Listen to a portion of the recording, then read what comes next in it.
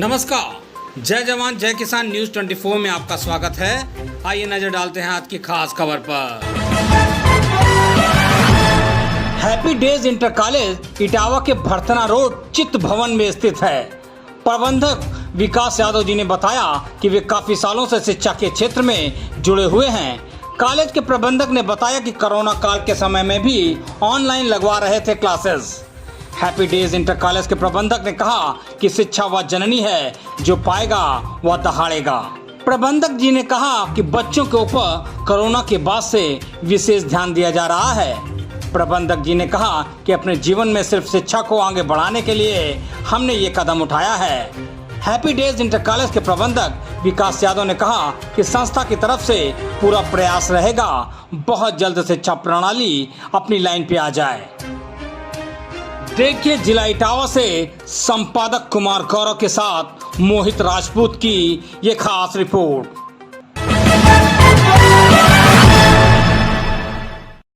नमस्कार, आप देख रहे हैं जय जवान जय किसान न्यूज़ 24। मैं कुमार गौरव। आज मैं हूं जिला इटावा में और इटावा का एक विद्यालय हैप्पी डेज हाई स्कूल बसेर रोड रिटौली। बात करने का और जानने का प्रयास करूंगा। हमारे साथ बात करने के लिए उपस्थित हैं प्रबंधक महोदय विकास यादव जी। चूँकि पिछले 2 साल से कोरोना काल का समय था और कोरोना काल के बाद एक बार नई शुरुआत हुई है, नया सेशन स्टार्ट हुआ है। तो 2 साल का जो समय रहा वो किस तरीके का रहा, संस्था ने कौन कौन से चैलेंजेस फेस करे, संस्था के मैनेजमेंट ने क्या क्या परेशानियों का सामना किया। सर, सबसे पहले तो आपका स्वागत है हमारे चैनल में। धन्यवाद। 2 साल का समय कोरोना काल का समय रहा, उसके बाद नया सेशन स्टार्ट हुआ। पूरे ड्यूरेशन टाइम में कौन कौन सी परेशानियों का सामना किया? बहुत सारी परेशानियां आई हैं। सबसे बड़ी समस्या तो ये रही है कि कोरोना एक ऐसी बीमारी रही है जिसके बारे में किसी को कुछ पता नहीं था। ये कितना चलेगा, कितना लंबा जाएगा। शुरू में हमने सोचा थोड़े दिन रहेगा, चला जाएगा, समय समय पर आता रहा। फिर बहुत ज़्यादा क्रिटिकल हो गया। बच्चों की पढ़ाई, घर से निकलना बंद हो गया। स्कूलों की बात तो बहुत बात की आ गई, स्कूलों को पूरी तरीके से बंद कर दिया गया। तो ये समय बढ़ता चला गया। गार्जियंस को धीरे धीरे शिक्षा से दूर हो गए, बच्चे दूर हो गए। गार्जियंस ने भी सोचा कि पहले हम अपने बच्चों को बचा लें, सही से स्वस्थ रहेंगे तो शिक्षा भी मिली जाएगी। तो इस तरीके की सोच ने स्कूलों के लिए बहुत ज़्यादा परेशानी खड़ी की। तो काफ़ी समय के बाद ये एक लंबा समय है जब स्कूल सुचारू रूप से चल पाए हैं और उम्मीद करते हैं धीरे धीरे ये चीज़ें ठीक हो रही हैं। गार्जियंस और बच्चे वापस पढ़ाई की तरफ लौट रहे हैं। सर, कोरोना काल का जो समय रहा उस समय आपने ऑनलाइन क्लासेस ऑफलाइन क्लासेस का जो पैटर्न रहा, तो क्या लगता, क्या मानना है आपका कि ऑनलाइन ज़्यादा इफेक्टिव रहता है या ऑफलाइन? देखिए, ऐसा है, जब भी कोई नई चीज़ आती है तो नई चीज़ हमेशा अच्छी होती है। नई चीज़ जैसे ऑनलाइन एक सब्स्टिट्यूट आ गया शिक्षा का, वो ऑफलाइन से बहुत बेहतर तो नहीं है लेकिन सब्स्टिट्यूट है। जब बच्चे थोड़े समझदार हो जाते हैं तो ऑनलाइन हम उन्हें अपनी बात समझा सकते हैं। जैसे हम सामने बैठकर कोई बात कर रहे हैं और अगर कोई हमसे दूर है तो हम अगर वीडियो कॉल द्वारा उससे बात कर ले तो हमको संतुष्टि हो जाती है। हमको सब्स्टिट्यूट मिल गया है। लेकिन दिक्कत यहाँ थोड़ा इंटीरियर्स में जो स्कूल होते हैं वहाँ पर गार्जियंस और बच्चे जो होते हैं अफोर्ड नहीं कर पाते हैं। जहाँ पर थोड़ा ये प्रॉब्लम आती है, वहाँ दिक्कत है। जहाँ शहरों में ये चीज़ ज़्यादा बेटर है। तो ये अच्छा है मेरे ख्याल से। तो ऑफलाइन भी होना चाहिए, ऑनलाइन का सब्स्टिट्यूट होना चाहिए। इन एनी केस बच्चे को कोई अच्छी शिक्षा प्राप्त करनी है, मान लीजिए तो लोअर एजुकेशन है, अपने आप ले सकते हैं। मान लो हमें किसी बाहर यूनिवर्सिटी में पढ़ना है, जब से ये ऑनलाइन सिस्टम आया तो हमारे यहाँ के स्टूडेंट बाहर विदेशी यूनिवर्सिटी से भी शिक्षा ले सकते हैं। ऑनलाइन ये होने से शिक्षा का स्तर बढ़ गया है मेरे। जैसे अभी आपने एक बहुत महत्वपूर्ण बात कही कि इंटीरियर इलाका है, रूरल एरिया के लोग ज़्यादा हैं, तो क्या लगता है आपको कि रूरल एरिया के साथ साथ क्या मैनेजमेंट को लेके क्या परेशानियां रहीं पूरे कोरोना काल में?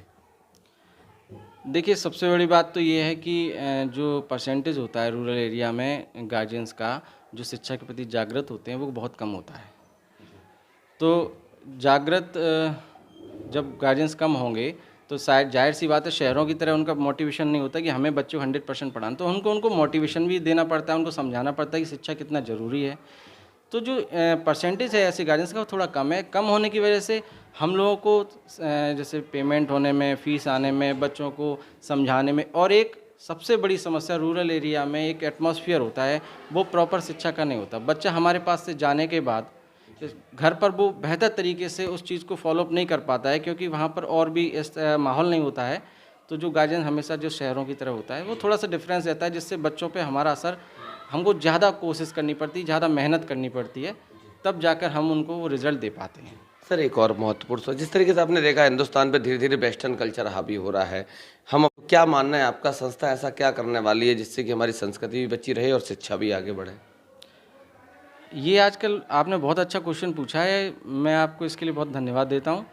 ये आजकल बहुत महत्वपूर्ण है। आजकल एक स्टेटस सिंबल बन गया है शिक्षा, मतलब हमारा बच्चा अगर क्रिश्चियन स्कूल में पढ़ रहा है या अदर किसी स्कूल में पढ़ रहा है तो वो हम उसे अपने स्टेटस से जोड़ने लगे। हम ये नहीं मैंने अभी कुछ दिनों पहले कई गार्जियन से डिस्कस किया जिन्होंने मुझसे ये कहा कि सर हम अपने बच्चों को सीबीएसई बोर्ड पढ़ाना चाहते हैं, आईसीएसई बोर्ड में पढ़ाना चाहते हैं। तो मैंने एक सिंपल क्वेश्चन उनसे पूछा कि what is the difference between this board and this board.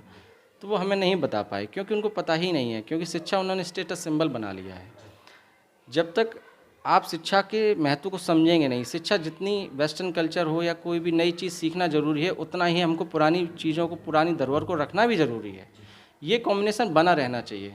हम नई चीज़ सीखें, नई टेक्नोलॉजी सीखें, नई शिक्षा के नए आयाम लाने की आपको नई टेक्नोलॉजी यूज़ करनी पड़ेगी, लेकिन हमें एक संस्कार जो हमको अपने माँ बाप से, अपने गुरुजनों से मिले हुए हैं, उसको बचा कर रखना है। और वही संस्था लगातार कोशिश कर रही है कि नई चीज़ें भी ला रही है, बच्चों को नई चीज़ें सिखा भी रही है, प्रैक्टिकल भी करा रही है, और अपने बच्चों को अपने से बड़ों का आदर कैसे करना है, अपने भाई बहनों से, माँ बाप से, परिवार से जुड़कर कैसे रहना है। ये एकल व्यवस्था जो आजकल हो गई है कि हमारा बच्चा, हमारा परिवार अलग हो गया है, परिवार से टूट गया है, उसको भी हम लोग जोड़ने की कोशिश कर रहे हैं। गार्जियंस को भी लगातार ये चीज़ कह रहे हैं कि बच्चे ग्रुप में रहें। स्कूल में यही सिखाया जाता है और यही परिवार होता है स्कूल का, जो सिखाता है बच्चों को एक साथ कैसे रहते हैं। सर आखिरी सवाल, संस्था क्या क्या एफर्ट करने वाली है जो हमारा एजुकेशन गैप रहा 2 साल का कोरोना के समय, क्या क्या एफर्ट करेंगे आप या मैनेजमेंट, जिससे कि हमारी जो शिक्षा का गैप हुआ उसको रिकवर कैसे करें? देखिए, गैप को कवर करने के लिए सबसे बड़ी महत्वपूर्ण चीज़ तो यही है कि बच्चों को ज़्यादा समय देना पड़ेगा। हमने ये चीज़ लगातार टेस्ट द्वारा ये कंफर्म कर रहे हैं कि कितने बच्चे ज़्यादा वीक हुए हैं, कितने बच्चों ने कोचिंग या अन्य किसी साधन के द्वारा, माँ बाप के द्वारा कवर किया हुआ है। ऐसे बच्चों को हम डिवाइड कर रहे हैं, और जो बच्चे जिनके माँ बाप उन्हें नहीं सिखा पा रहे हैं या अफोर्ड नहीं कर सकते कोचिंग्स वगैरह, उनको हम अलग से ट्यूशन दे रहे हैं, अलग से उनको टाइम दे रहे हैं। हमारे टीचर अलग से मेहनत कर रहे हैं उनके लिए। उनको हर समय, किसी भी समय अपने डाउट्स क्लियर करने के लिए हम उनको वेलकम करते हैं कि थोड़ा समय अधिक दें। थोड़ा समय करके हम उम्मीद करते हैं इस सेशन में हम अपने बच्चों की जो गैपिंग हो गई है 2 साल के ट्यूशन पीरियड में, वो उसको कवर कर लेंगे। हमारे बच्चे एज इट इज़ हो जाएंगे। सर ईश्वर से क्या प्रार्थना है, कोरोना महामारी में जिस तरीके से देश ने परेशानियां सही, देश के साथ साथ अन्य और देशों ने महामारी का दौर झेला, रोजगार चले गए, हज़ारों लोगों की जान चली गई, क्या प्रार्थना करना? देखिए, मैं तो ईश्वर से यही प्रार्थना करता हूँ कि इस कोरोना काल ने इंसान को सिखा दिया है कि अकेले कैसे सरवाइव किया जा सकता है। ईश्वर न करे ऐसा कभी दौर दोबारा आए जो अपनों से अपनों को जुदा होना पड़े, और यही प्रार्थना है मेरी कि ऐसी कोई स्थिति ना आए, और अगर आए तो हम उसके लिए पहले से तैयार रहें, हम बेहतर काम कर सकें, हम इतने लापरवाह ना रहें कि कोई बीमारी आए और हमें ख़त्म करके चली जाए, हम कुछ ना कर सकें। हम पहले से इतने, कोरोना ने हमको सिखा दिया है कि हमको साफ़ सफाई से रहना चाहिए, डिस्टेंस कवर रहना चाहिए, गंदगी से दूर रहना चाहिए, बीमारियाँ कम फैलेंगी। बहुत बहुत धन्यवाद सर बात करने के लिए और समय देने के लिए। जिस तरीके से मैंने आपको दिखाया था कि इस विद्यालय के प्रबंधक महोदय से हमारी वार्तालाप हुई, बहुत बारीकी से बताया कि कोरोना काल के समय कौन कौन सी परेशानियों का सामना किया।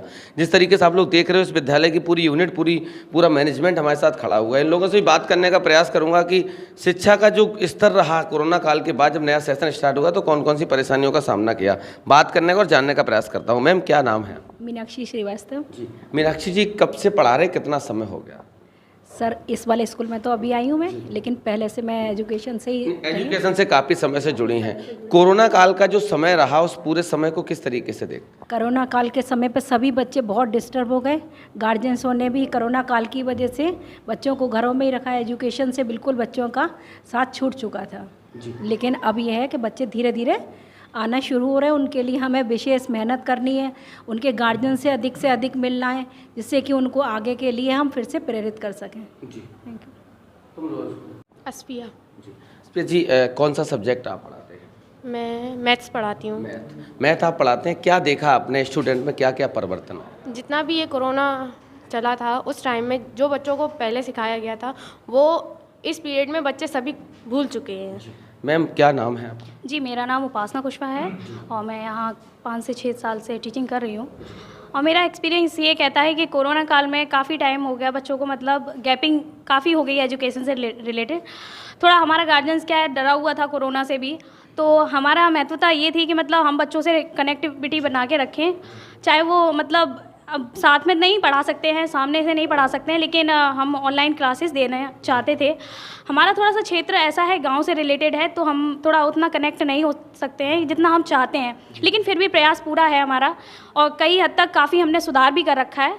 तो हमारा कोरोना से ये था कि मतलब जो हमने पहले सिखाया था उससे काफ़ी पीछे चले गए थे बच्चे। अब प्रयास ये है हमारा कि वही जो पीछे चले गए हैं बच्चे, जितना हमने आगे बढ़ाया था उससे और आगे बढ़ाना है और हमारा क्या है, एक्स्ट्रा क्लास देकर उन बच्चों को कवर करना है जो बच्चा पीछे छूट चुके हैं।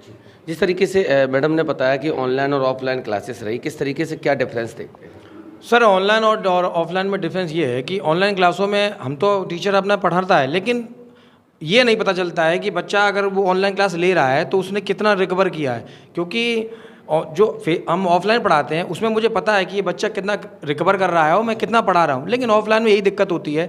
ऑनलाइन में कोई मुझे पता ही नहीं चलता कि मैंने जो काम दिया उसने घर पर किया नहीं किया, कितना सीखा। तो ये बहुत अंतर है इसमें ऑनलाइन में और ऑफलाइन क्लास में। क्या लगता है आपको, क्या क्या पर्सनली क्या क्या चीज़ें फेस करी थी पूरे कोरोना काल में? सर हमने कोरोना काल में ये देखा है सर, जो बच्चों को जैसे ऑनलाइन पढ़ाया गया, ठीक है सर, तो हमने जैसे कि हमने तो टीचरों ने तो ऑनलाइन पढ़ाया है सर, और टीचर ने मैंने ये देखा कि बेटा आपने वर्क किया है तो लेकिन बच्चों में कोई इम्प्रूवमेंट नहीं मिला।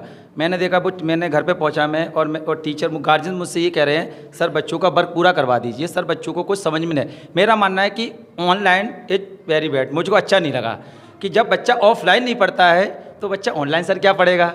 तो हमने वो काफ़ी बच्चों को वीकनेस होते हुए देखा है। जो बच्चा जिस स्टैंडर्ड में होना था, जैसे कि 9th स्टैंडर्ड में, आज बच्चा वो 7th स्टैंडर्ड लायक भी नहीं है। आज मैं उनसे कुछ पूछता हूँ, सर मुझको आता नहीं है। हमारे स्कूल की स्थिति क्या, हमारा थोड़ा गांव से रिलेटिव है सर। जैसे हम लोग ऑनलाइन मैंने चलाई थी लगभग समथिंग मन चलाई थी, लेकिन इसमें कोई गार्जियंस ने हमें सपोर्ट नहीं किया है। तो हमको ये लगता है कि ऑनलाइन को लेके कोरोना काल में बच्चों की पढ़ाई पर बड़ा इफेक्ट हुआ है सर। सर आखिरी सवाल, अपने पूरे मैनेजमेंट पूरे स्टाफ को क्या सजेशन करेंगे जिससे कि संस्था जहाँ स्टैंड कर रही थी 2 साल पहले उस पोजीशन पे आने के लिए? मैंने अपने सभी साथी टीचर्स को यही बताया है कि जो बुरा वक्त था वो निकल गया है, हमको एक परिवार की तरह फिर से मेहनत करना है और ये गैप हम तभी दूर कर सकते हैं क्योंकि हम 6 घंटे बच्चों को स्कूल में रखते हैं, 16 घंटे बच्चे घर पर रहते हैं। आप गार्जियन से कनेक्ट होइए, ज़्यादा से ज़्यादा उनको बच्चों को समय दीजिए। जब बच्चा आपसे किसी भी समय कुछ भी क्वेश्चन पूछता है आप उसका सॉल्व कीजिए और कनेक्टिविटी बच्चों से अच्छी रखिए। बहुत बहुत धन्यवाद। जी जी, मेरा कहना यही है बस सभी गार्जियन से कि जब तक गार्जियन बच्चों को सपोर्ट नहीं करेगा जब तक आपको टीचर नहीं सिखा सकता है। जब अगर बच्चा आपके पास 18 आवर्स 18 घंटे अगर आपके पास है, 6 घंटे मेरे पास है, केवल स्कूल किसका लिए होता है, शिक्षा देने के लिए। अब बच्चे गार्जियंस को इतना देखना होता है अगर कि स्कूल में जो भी वर्क दिया गया है, मान के बेशक गार्जियंस ना पढ़ा लिखा हो, इतना तो देख सकता है कि गार्जियन की स्कूल में वर्क क्या मिला है, कि ट्यूशन वाले हैं या तो स्कूल वाले हैं, उन्होंने क्या पढ़ाया है। जो मेरा इसी गार्जियंस से मेरा निवेदन है कि उन बच्चों पर बहुत ही ध्यान देने की आवश्यकता है सर। बहुत बहुत धन्यवाद आप सबको नए सेशन के लिए। हमें आशा है, उम्मीद है कि आप लोग अपना 100% एफर्ट करेंगे जिससे कि संस्था उस पोजीशन पे स्टैंड करेगी जहां 2 साल पहले थी। न्यूज़ 24 की तरफ से आप सबको बहुत बहुत बधाई, बहुत बहुत शुभकामनाएं। धन्यवाद। पल पल की खबरों को देखने के लिए चैनल को लाइक, सब्सक्राइब और शेयर जरूर करें।